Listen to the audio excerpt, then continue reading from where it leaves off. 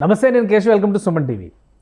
ఉన్న ఊళ్ళో బతకలేక సొంత వారిని విడిచిపెట్టి మరీ సుదూర ప్రాంతాల్లో ఏదో సాధిద్దామని, ఉన్న అప్పులు తీర్చుకుందామని వెళ్ళినటువంటి బాధితుల సంఖ్య రోజు రోజుకి పెరుగుతుంది. అక్కడ దూరపు కొండలు నునుపు అన్న చందంగా అక్కడికి వెళ్ళి మరిన్ని కష్టాలు పాలవుతున్నటువంటి పరిస్థితి ఎదురవుతుంది. మరీ ముఖ్యంగా గల్ఫ్ దేశాల్లో ఈ పరిస్థితి ఎక్కువగా ఉంది. సుమన్ టీవీ చొరవతో ఈ మధ్య కాలంలో కొన్ని కేసులు బయటకు వచ్చినాయి. అలానే ఆంధ్రప్రదేశ్ మంత్రి నారా లోకేష్ స్పందనతో కొంతమందిని విదేశాల నుంచి సురక్షితంగా మాతృదేశానికి తీసుకొచ్చినటువంటి పరిస్థితి కూడా మనం చూసాం. ఇప్పుడు తాజాగా మరొక ఉదంతం, శ్రీకాకుళం జిల్లాకు చెందినటువంటి షణ్ముఖరావు అనే వ్యక్తి దుబాయ్ వెళ్ళి అక్కడ ఇరుక్కుపోయారు. గల్ఫ్లో ఏజెంట్ మోసం చేయడం, పాస్పోర్టు, ఆయనకు సంబంధించినటువంటి డాక్యుమెంట్స్ అన్నీ కూడా స్వాధీనపరచుకోవడంతో ఎటు వెళ్ళలేని నిస్సహాయ స్థితిలో మిగిలిపోయారు.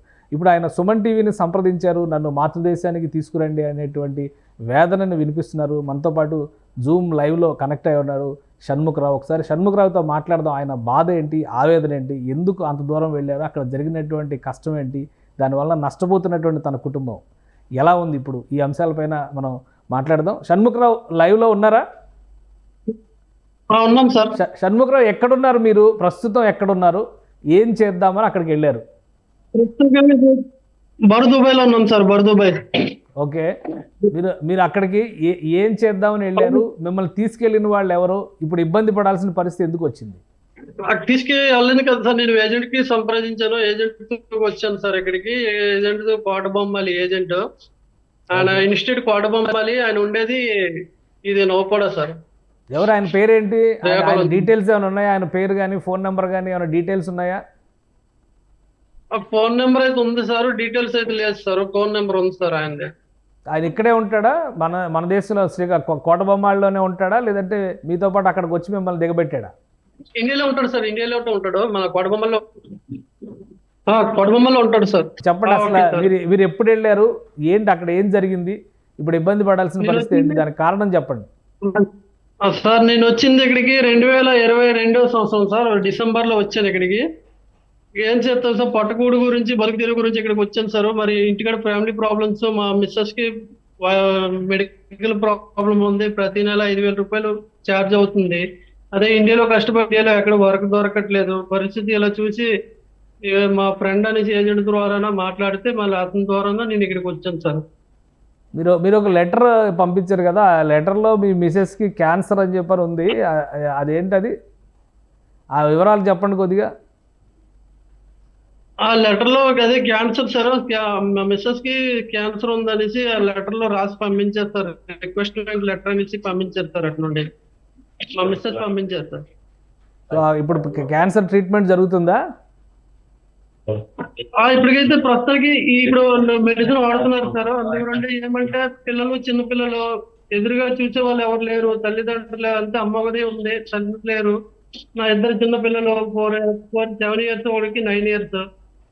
ఈ పిల్లలు చూసుకోవడానికి కూడా పరిస్థితి, ఆమెకు లేవడానికి కూడా కష్టం అవుతుంది. దాని పరిస్థితి చూసి నేను ఇలా బాధపడుతున్నాను సార్. నాకు జరగని ఇండియాకి రప్పించండి అనేసి కోరుకుంటున్నాను సార్. మీకు అక్కడ ఏం జరిగింది? మీరు వెళ్ళిన తర్వాత మీరు ఏం పని కోసం వెళ్ళారు, ఆ పని వచ్చిందా, అక్కడ ఏం జరిగింది, ఇరుక్కుపోయారు అనేటువంటి బాధ ఎందుకు పడుతున్నారు మీరు? నేను వచ్చిన పని ఆల్రెడీ వెల్డింగ్ అని చెప్పారు సార్. ఇక్కడ వెల్డింగ్ పని ఇవ్వలేదు సార్, కేబుల్ గట్ర లాగించారు sir. Road point side work లో ఉంటాయి కదా, బిల్డింగ్ పక్కన, అపార్ట్మెంట్ పక్కన రోడ్ పాయింట్ కేబుల్ లైన్ ఉంటాయి. కేబుల్ లైన్ లో వర్క్ లాగించి కేబుల్ లాగడము, గోయలు తీసి దాంట్లో వేయడము, అలా పని చేయించారు సార్. ఓకే, మీకు చెప్పిన డబ్బులు ఇచ్చారా? మీకు అమౌంట్ ఎంత ఇస్తా అన్నారా, అంత అమౌంట్ వచ్చిందా మీకు? ఆ అమౌంట్ 1,100 వచ్చింది సార్. ప్రతి నెల 1,100 ఇచ్చాడు సార్. నాకు 1,700 జీతం అని చెప్పాడు, 1,700 ఇవ్వట్లేదు సార్. మళ్ళీ ఏం చేస్తారు అనేసి సరేలా ఎంత వచ్చింది అంత అడ్జస్ట్మెంట్ చేసుకున్నాను సార్. 1.5 year చేసుకున్నాను సార్. లాస్ట్ కి ఇంటికి వెళ్ళిపోతానని టైంకి నాకు ఇలా ఇబ్బంది పెట్టాడు సార్. మీకు ఇబ్బంది అంటే ఏంటి? ఇప్పుడు అక్కడ రిలీవ్ చేయట్లేదా, లేదంటే రావడానికి మీకు డబ్బులు లేవా? మీకు వచ్చిన ఇబ్బంది ఏంటి? రావడానికి డబ్బులు లేవు, బిల్కుల్ లేవు సార్. నెక్స్ట్ ఇంకేంటంటే భోజనం కూడా మా తమ్ముడు 5,000 పంపాడు సార్ ఇండియా మనీ. 5,000 పంపిస్తే ఇక్కడ 200 వస్తుంది, 200 dirhams వస్తుంది. 200 మార్చుకొని అలాగే తినుకొని ఉండడం అవుతుంది పరిస్థితి. అంటే మరి నాకు డబ్బులు లేక నెక్స్ట్ ఐడి ఉంటే ఏదో చేయొచ్చు, ఏదో మాట్లాడుకుని ఇంటికి వెళ్ళవచ్చు అనేసి నేను ప్లాన్ వేసుకోను, కానీ ఐడి లేదు, పాస్పోర్ట్ లేదు. మరి నా పరిస్థితి ఏంటనేది నాకు అర్థం కావట్లేదు సార్. ఎవరి దగ్గర ఉన్నాయి మీ ఐడి పాస్వర్డ్ అవన్నీ ఎవరి దగ్గర ఉన్నాయి? ఇప్పుడు ఆయన, నేను ఎక్కడ పని చేశానో ఆయన లేడు సార్, ఆయన పరారైపోయిండు వేరే వాడు. ఎవరైనా అక్కడ లోకల్ ఆయన, ఇక్కడి నుంచి వచ్చిన ఆయన? ఇక్కడ నుంచి వచ్చిన ఆయన కాదు సార్, అదే అతను పాకిస్తాన్ ఆయన. ఎందుకంటే పాకిస్తాన్ ఆయన కంపెనీ వాళ్ళు వాళ్ళు వాళ్ళు మొత్తం సబ్ కాంట్రాక్ట్లు చేసేవాళ్ళు సార్. సబ్ కాంట్రాక్ట్ త్రూగా నేను ఇక్కడ వర్క్ చేసేవాడిని.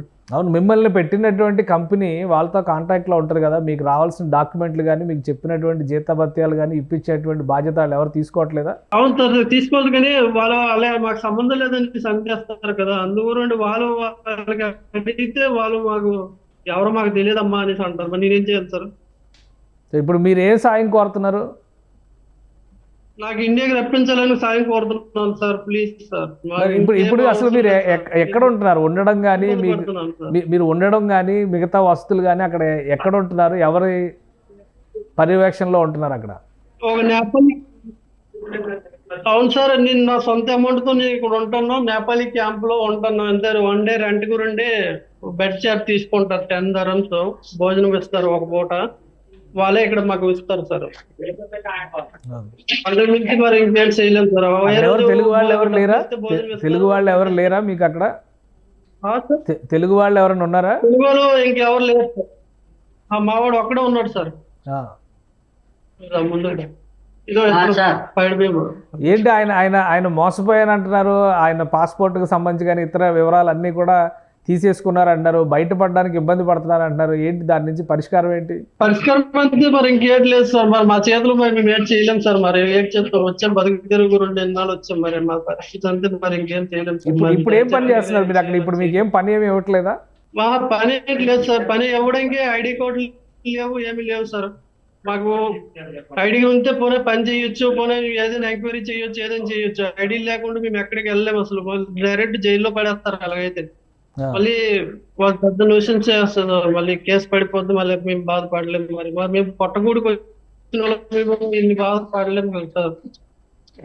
సో మీరు ఇండియా వచ్చేయడానికి సహాయం చేయాలని చెప్పని అడుగుతున్నారు అంతే కదా? అవును సార్, ఒకటే సార్. మిమ్మల్ని పంపినటువంటి ఏజెన్సీ కానీ ఏజెంట్ కానీ వాళ్ళకి సంబంధించినటువంటి వివరాలు ఏమైనా ఉన్నా కానీ, వాటికి సంబంధించిన నంబర్లు ఏమైనా ఉన్నా కానీ మీరు చెప్పండి. వాళ్ళని ఎలా అప్రోచ్ అవ్వాలి, వాళ్ళ ద్వారా మీరు మళ్ళీ వెనక్కి రావడానికి ఎలాంటి ప్రయత్నం చేయాలంటే సుమన్ టీవీ హెల్ప్ చేస్తుంది మీకు. అవును సార్, అదే సార్. మాకు అప్రోచ్ అవ్వడానికి మాకున్న ఏజెంట్ తో మాట్లాడండి సార్. నెంబర్ ఇస్తాను. ఆయన అన్నారు 6 months మీరు నచ్చకపోతే ఇంటికి వచ్చమ్మా అని అన్నారు. కానీ నేను 1.5 years చేశాను. నా బాధ భరించి ఇంట్లో ఫ్యామిలీ ప్రాబ్లం ఉండి నేను 1.5 years చేశాను. కష్టం వచ్చింది, నష్టం అని వచ్చిన తర్వాత. కానీ ఆయన లాస్ట్ లో మూమెంట్ లో నేను ఆయనకు కూడా చెప్పాను, సార్ నాకు ఇలా 6 months అన్నారు, నేను 1.5 years చేశాను, నాకు ఇంటికి పంపించాను సార్ అనేసి నేను చెప్పాను కూడా. అలాగే అమ్మా నేను మాట్లాడుతానమ్మా అనేసి అన్నాడు. ఇప్పుడు వరకు రెస్పాన్సిబుల్ తీసుకోలేదు. ఆయన నెంబర్ కూడా నా దగ్గర ఉన్నది సార్. కాంటాక్ట్ చేయండి మీరు. షణ్ముఖరావు, మీరు కాంటాక్ట్ చేయండి. ఆయన హెల్ప్ చేస్తారంటున్నారు, మీ సమస్య పరిష్కరిస్తారంటున్నారు, ఆయన కూడా డీటెయిల్స్ పంపిస్తారంటున్నారు. మీరు సురక్షితంగా ఇండియా రావాలని సుమన్ టీవీ కోరుకుంటుంది.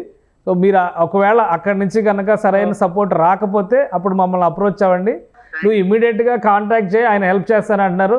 ఆయన హెల్ప్ చేసి మిమ్మల్ని ఇండియా తీసుకొచ్చేటువంటి ప్రయత్నం చేస్తారు. మీరు సురక్షితంగా ఇండియా రావాలని కోరుకుంటుంది సుమన్ టీవీ. Thank you.